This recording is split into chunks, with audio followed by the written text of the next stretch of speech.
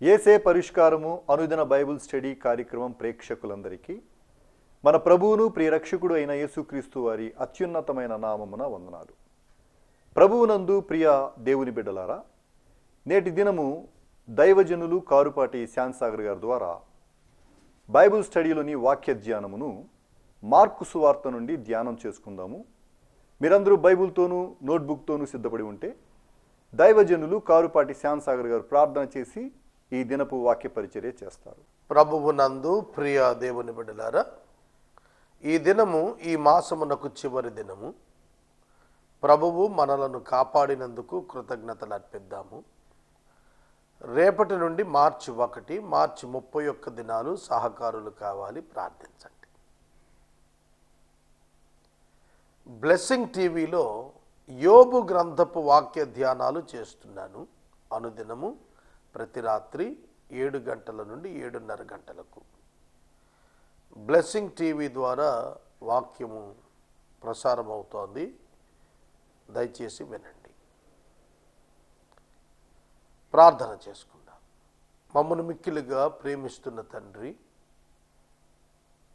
ఫిబ్రవరి మాసము మమ్మలను కాపాడినందుకు మీకు కృతజ్ఞతలు అర్పిస్తున్నాము.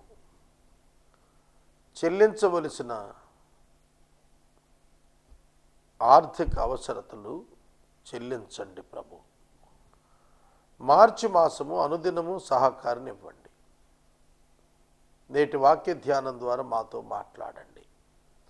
మా రక్షకుడైన యేసు నామమున ప్రార్థిస్తూ ఉన్నాము తండ్రి, ఆమెన్. ప్రభువునందు ప్రియ దేవుని బిడ్డలారా, దయచేసి మీ పరిశుద్ధ బైబిల్ గ్రంథాన్ని తెరవండి.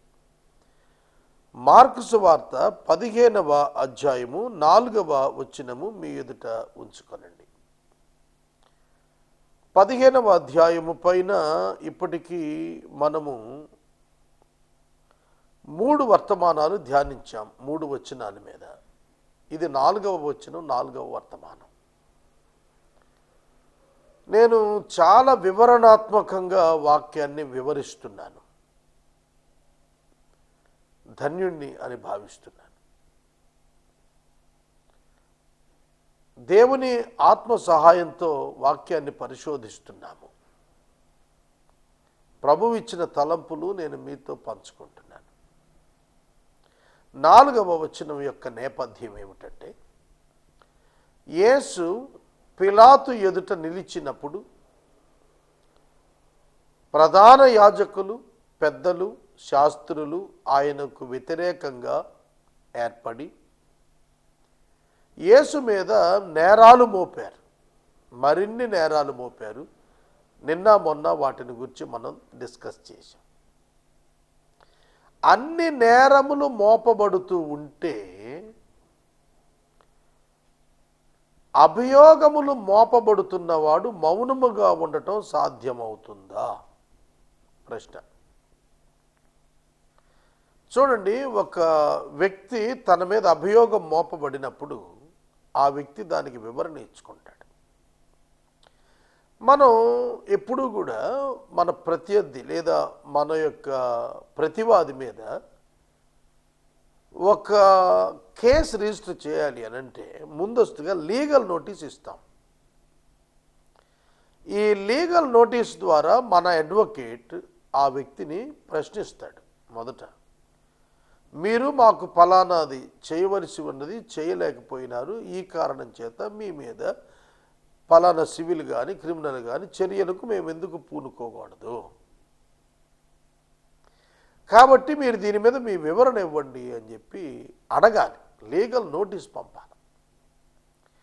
ఆ నోటీస్కి మరొక వకీలు చేత జవాబు వ్రాయించడం కానీ స్వయంగా కానీ జవాబు వ్రాయాలి. లీగల్ నోటీస్కి లీగల్గానే జవాబు ఇవ్వాలి. అది ఖచ్చితమైన క్రియా ప్రక్రియలు అవి. కనుక ఒక అభియోగం మోపబడుతున్నప్పుడు దానికి వివరణ ఇచ్చుకోవటం అనేది అతని యొక్క బాధ్యత మరియు అతని యొక్క రైట్ కూడా. యేసుక్రీస్తు ప్రభువు మీద ఎన్నో నేరాలు మోపబడుతున్నాయి. చాలామంది రాజకీయ నాయకుల మీద కొన్ని వందల కేసులు పెడతారు. సాక్ష్యాలు లేవని చెప్పి తర్వాత కొట్టేస్తూ ఉంటారు. చాలా విషయాల్లో చాలామంది వ్యక్తుల జీవితాల్లో చాలా పర్యాయాలు కేసులు నమోదైన తర్వాత కూడా అవి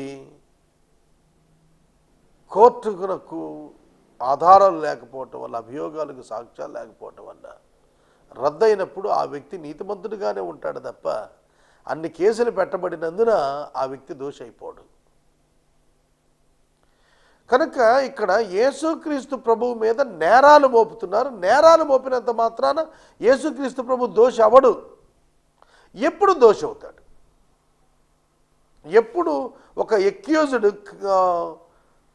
క్రిమినల్గా ముద్రించబడతాడు, దోషిగా తెలియచేయబడతాడంటే న్యాయాధిపతి ఎదుట ఆ వ్యక్తి తన వాదన వినిపించుకోలేకపోవటం కానీ, ఆ వ్యక్తి పైన మోపబడిన అభియోగాలు రుజువు చేయబడటం కానీ, ఆ రుజువులను ఆ ప్రతివాది చూపిన రుజువులను ప్రతిఘటించలేక ఒప్పుకోవటం కానీ జరిగితే అతను దోషి కింద న్యాయాధిపతి డిక్లేర్ చేస్తాడు. అప్పటి వరకు కూడా అతను దోషి అంటానికి ఎవరికి సాధ్యం కాదు. ఇక్కడ ఈ పిలాతు జడ్జిగా ఉన్నాడు, విచారణకర్తగా ఉన్నాడు, యేసు విచారణ ఎదుర్కొంటున్న వాడుగా ఉన్నాడు, ప్రధాన యాజకులు అభియోగాలు మోపుతున్న వారుగా ఉన్నారు. మరి ఇప్పుడు పిలాతు ఆశ్చర్యపడుతూ చూస్తున్నాడు యేసు వైపు. 4వ వచనం చదువుతాను చూడండి. మరియు పిలాతు ఆయనను చూచి, నీవు ఉత్తరమేమియో చెప్పవా? నీ మీద వీరు ఎన్నెన్ని నేరములు మోపుచున్నారో చూడుము అని అనెను. అయినను యేసు మరి ఏ ఉత్తరము చెప్పలేదు. గనుక పిలాతు ఆశ్చర్యపడెను. 4-5 వచనాలు చదివాను. యేసుక్రీస్తు ప్రభువు ఏమీ బదులు పలుకలేదు, ఉత్తరము ఇయ్యలేదు. దానికి పిలాతు కూడా ఇన్వాల్వ్ అయ్యి అడుగుతున్నాడు, ఏమయ్యా నీ మీద ఎన్ని నేరాలు మోపుతున్నారో చూసావా? దేశద్రోహం, రాజద్రోహం,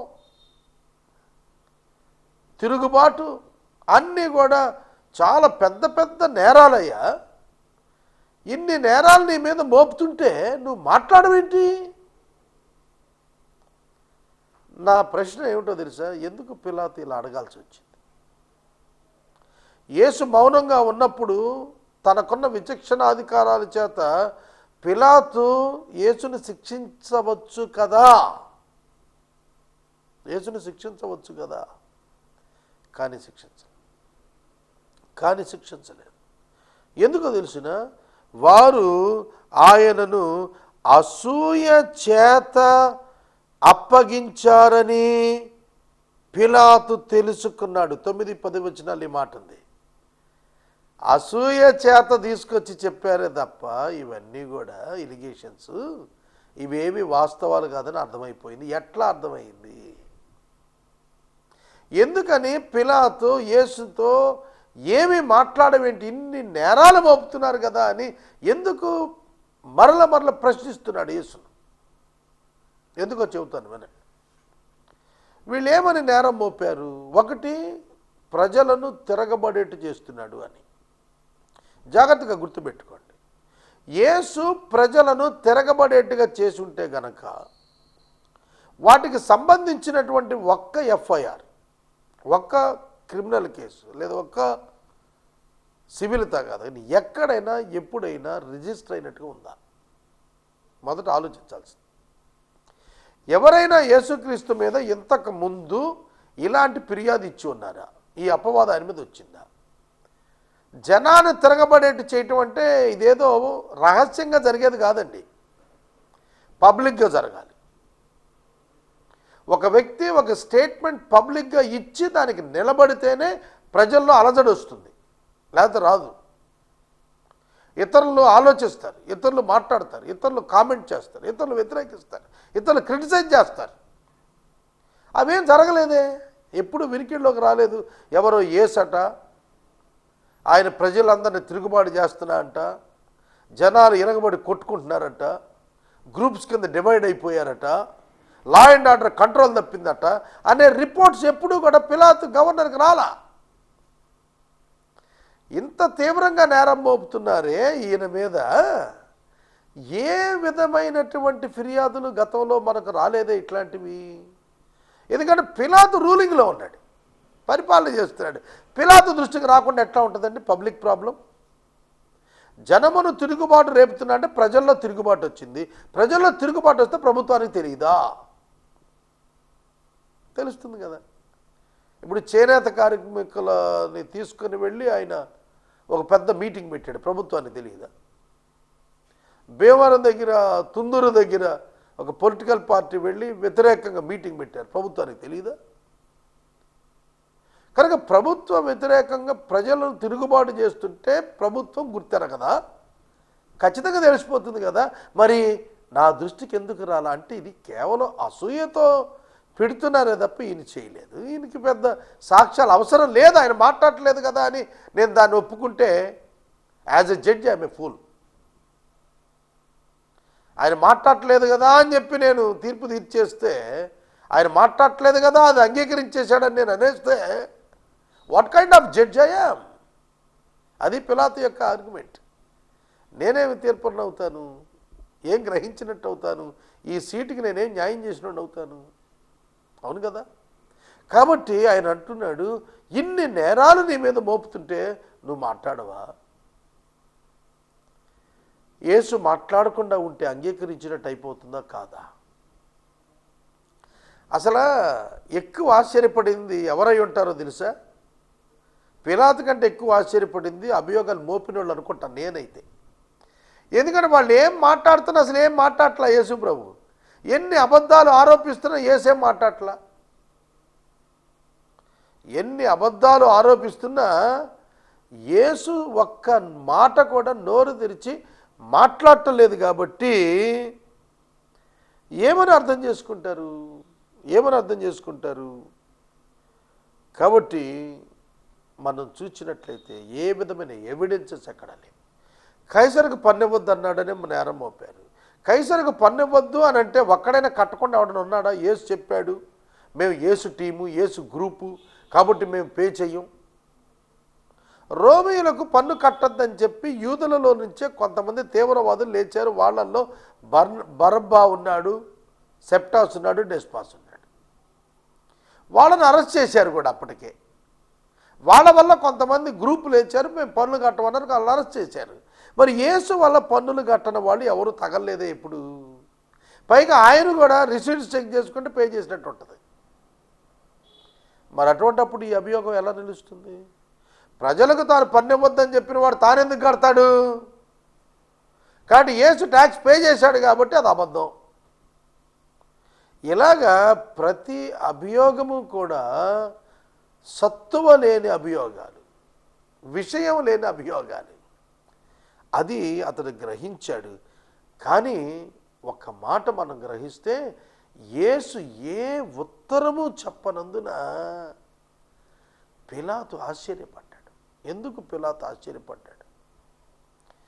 పిలాతు ఆశ్చర్యానికి కారణం ఏమిటి అంటే యేసు తాను జవాబు ఇచ్చుకొనగలిగిన స్థితిలో ఉండి ఇవ్వటం లేదు. అది అర్థమైంది అతనికి. యేసు జవాబు ఇవ్వటం మొదలు పెడితే అసలు అక్కడ సిలువ శిక్ష పడనే పడదు. దయచేసి దయచేసి గుర్తించండి సహోదరులారా, సహోదరులారా, యేసు నోరు తెరిస్తే పిలాతు శిక్షింపలేడు.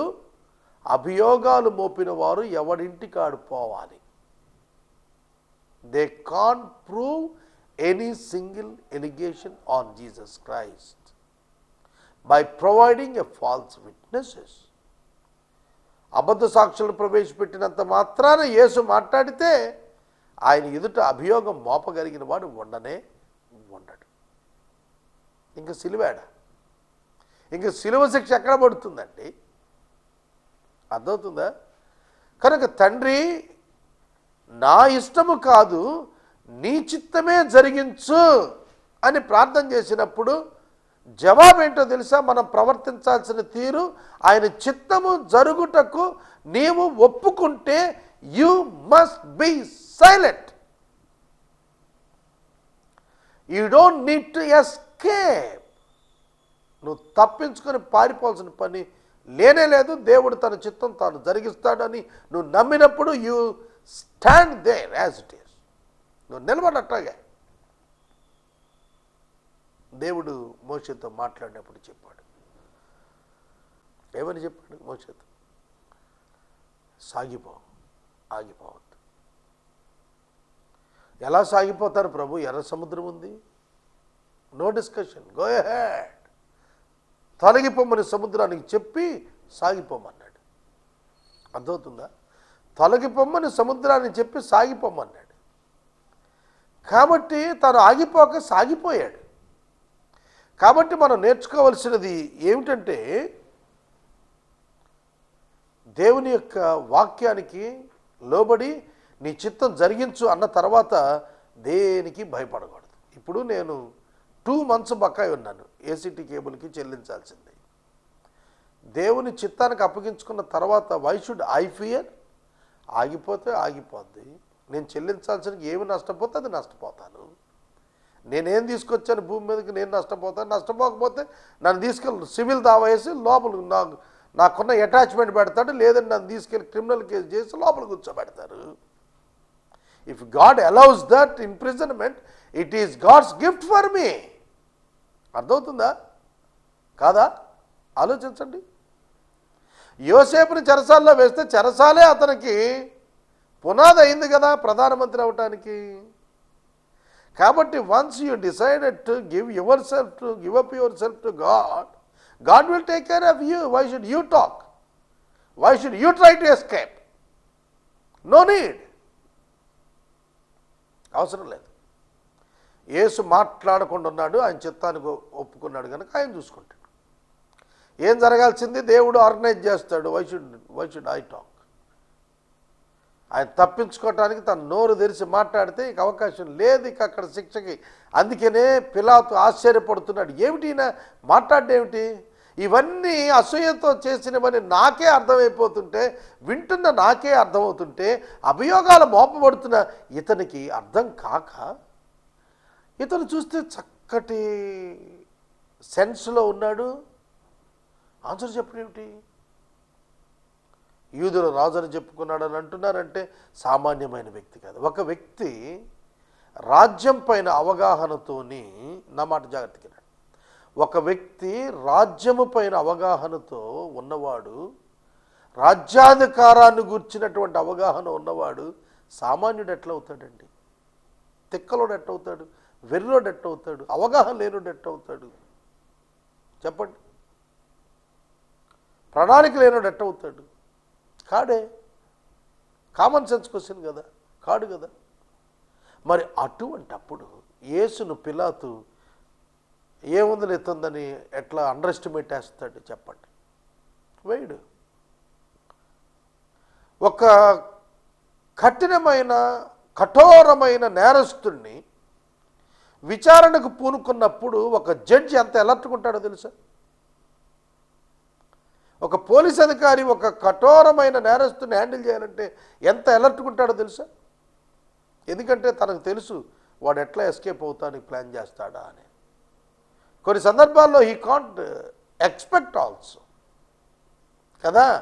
మరి అటువంటిప్పుడు పిలాతు అంత గొప్ప జడ్జిగా ఉన్నవాడికి తెలియదా యేసుక్రీస్తు ప్రభు మాట్లాడితే ఏం జరుగుద్దో? అందుకే ఆయనకి టైం ఇచ్చి అడుగుతున్నాడు, నువ్వు మాట్లాడవా?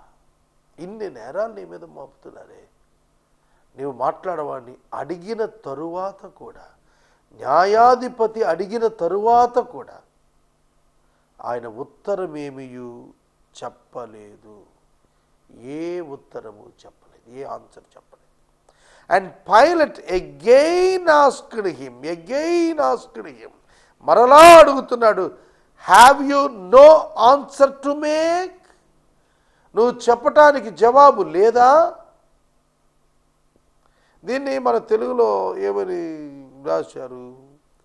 వీరెన్ని నేరాలు మోపుతున్నారో చూడు అని రాశారు. నేరాలు మోపుతున్నారో చూడు అని రాస్తే ఇంగ్లీష్ బైబిల్ ట్రాన్స్లేషన్లో ఏమన్నంటే, have you no answer to make? See how many charges they bring against you. నువ్వు చెప్పుకోవటానికి నీకు దగ్గర జవాబు లేదా? Have you no answer to make? నువ్వు చెప్పడానికి జవాబు నీ దగ్గర లేదా? తెలుగు ట్రాన్స్లేషన్లో ఉందా ఇది? చూడండి. నీవు ఉత్తరమేమి చెప్పవా? కనిపిస్తుందా? నీవు ఉత్తరమేమి చెప్పవా? Have you no answer to make? మామూలుగా ఉన్నాడు, చెప్పనన్నే అట్టా కూర్చున్నాడు. నువ్వు చెప్పకపోతే నేనేం చేయలేను, శిక్ష వేయాల్సిందే. పాయింట్ అర్థమైందా? నువ్వు గనక నిన్ను నువ్వు ప్రొటెక్ట్ చేసుకోకపోతే, నీపై వచ్చిన అభియోగాలు నువ్వు ప్రొటెస్ట్ చేసుకోకపోతే, how can I leave you? ఒక న్యాయాధిపతిగా నేను ఏ విధంగా నీకు న్యాయం చేయగలుగుతానయ్యా? కాబట్టి నీకు న్యాయం చేయాలి నేను. నువ్వు నోరు తెరు, అభియోగాలకు జవాబిచ్చుకో, తప్పించుకో ఇక్కడి నుంచి అని ఒక అవకాశాన్ని పిలాతు ఇచ్చాడు. పిలాతు కూడా యేసుకు అవకాశం ఇస్తున్నాడు. నువ్వు జవాబు చెప్పి బయటపడు నాయనా, ఇది కేవలం అసూయతో తీసుకొచ్చారు, నిన్నెవ్వడు శిక్షించడానికి చాలడు, నేను కూడా శిక్షించలేనయ్యా నిన్ను, నోరు తెరిచి కాస్త మాట్లాడు బాబు అని అడుగుతున్నాడండి. యేసు నోరు తెరవకుండా నువ్వు శిక్షకి వేసుకుంటే వేసుకో అన్నట్టుగా, దైవచిత్తమైతే నువ్వు శిక్షకు వేస్తావు అన్నట్టుగా మౌనంగా ఉండిపోయాడు. ఆ కారణం చేత పిలాతు ఆశ్చర్యపడ్డాడు. ఎందుకు ఆశ్చర్యపడ్డాడంటే, ఎన్నో వందల మందిని ఆయన మరణానికి అప్పగించినటువంటి భయంకరమైనటువంటి న్యాయాధిపతి. అంతెందుకు, యేసు ప్రభువుతో పాటుగా సెప్టాస్ డెస్పాసులు అంటే బందిపోట్లకు కూడా సిలువలు ఆయనే కదా విధించాడు. కనుక సిలువ శిక్షలు ఆ దినాలు అమల్లో ఉన్నాయి. ఎంతోమందిని పిలాతు సెంటెన్స్ టు డెత్, మరణ శిక్షలకు అప్పగించేశాడు. అట్లాంటి వాడు ఎన్నో నేరాలను ఆయన విచారణ చేపట్టి వాటిని కనుగొన్నవాడు. అలాంటి వాడు యేసు దగ్గరికి వచ్చేటప్పటికి ఆశ్చర్యపడుతున్నాడు. ఏంటంటే, ఒక నిరపరాధిగా ఉన్న వ్యక్తి సహితము శిక్ష అందుకోవటానికి ఎందుకు వెళ్ళిపోతున్నాడు? 33 సంవత్సరాలు యవ్వనస్తుడు, ఎందుకు లైఫ్ పట్ల ఆసక్తి లేకుండా అయిపోతుంది ఏమిటా అన్నట్టుగా ఆశ్చర్యపడుతున్నాడు. నేను చాలా లోతుగా మాట్లాడుతున్నాను. ఆశ్చర్యపడి ఏం చేశాడో తెలిసిన, వాళ్ళు ఏవైతే అభియోగాలు మోపారో వాటిని వాడుకోవటానికి కూడా ప్రయత్నం చేశాడు. 2, తనకు ఏవైతే విచక్షణాధికారాలు ఉన్నాయో వాటిని వాడుకోవటానికి కూడా ప్రయత్నం చేశాడు. నా మాట అర్థమవుతుందా? యాజ్ ఎ జడ్జ్, ఒక న్యాయాధిపతిగా, ఒక తీర్పరిగా, ఒక విచారణకర్తగా, ఒక గవర్నర్గా తనకున్నటువంటి పరిధిలో తన అధికారం చొప్పున ఆ పండుగకు యూదులు కోరుకున్న ఒక ఖైదీని విడిపించటం వాడుక. పస్కా పండుగ డెలివరెన్స్ కదా, డెలివరెన్స్ ఫ్రమ్ డెత్. పస్కా పండుగ అంటే ఏమిటి అర్థం? నిర్గమకాండంలో మోషే భక్తుడు పస్కా ఆచరించినప్పుడు జరిగింది ఏమిటి? Pass over, death passed over, మరణము దాటిపోయింది వాళ్ళను. ఆ రక్తము ఎక్కడైతే పస్కా బలిపశువు యొక్క రక్తం చెమర్చబడిందో ఆ ఇండ్లను మరణం దూత వదిలి వెళ్ళిపోయింది. కాబట్టి మరణము నుండి తప్పించుట పస్కా యొక్క ప్రధాన ధర్మం. కనుక పస్కా పండుగ రోజున మరణశిక్ష విధించిన ఖైదీని ఒక్కడిని విడుదల చేయవచ్చు, అది కూడా ప్రజలు కోరుకుంటే. అర్థమైందా? పండుగలో యూదులు కోరుకున్న ఒక్క ఖైదీని పిలాతు విడిపించువాడు. ప్రతి పండగలో అది జరుగుతూ ఉండేది. ప్రతి పండగలో అది జరుగుతూ ఉండేది. అటువంటి సందర్భాల్లో ఇతడు అడుగుతున్నాడు, పిలాతు అడుగుతున్నాడు, నేను యూదుల రాజును మీకు విడుదల చేయగోరుతున్నారా? పండగ కదా ఆ రోజున, పస్కా పండుగ స్టార్ట్ అయిపోయిందిగా, వాళ్ళు భోంచేశారు. ఆ రోజు సాయంకాలం అయిపోతే పండగ అయిపోద్ది. కానీ ఇది ఉదయమే కదా, 6 PM to 6 PM కదా యూదుల యొక్క దినచర్య ప్రారంభం ముగింపు. కనుక అప్పటికి 12 hours అయింది. ఇంకో 12 hours ఉంది ఆ రోజు, పస్కా పండుగ ఇంకా 12 hours ఉంది. కానీ పండగలో నేను మీకు ఒక ఖైదీని విడుదల చేస్తాను కదా, యూదుల రాజును నేను విడుదల చేయొచ్చా అని అడిగాడు. కాబట్టి ఏం ప్రయత్నం చేస్తున్నాడు పిలాతు యేసు నిర్దోషి అని తెలుసుకొని, వాళ్ళ అభియోగాలన్నీ వ్యర్థమైనవి, అసూయతో కూడినవని తెలుసుకొని యేసును విడిపించటానికి పిలాతు తన అధికారం చొప్పున వాళ్ళు కోరుకుంటే విడుదల చేయటానికి ఇష్టపడుతున్నాడు.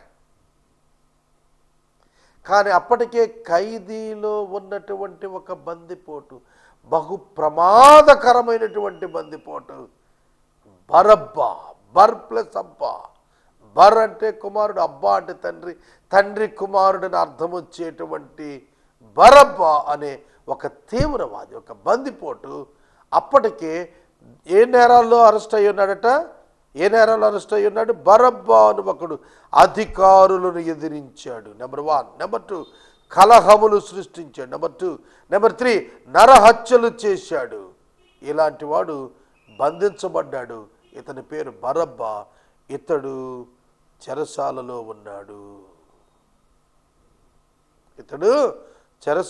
ఉన్నాడు.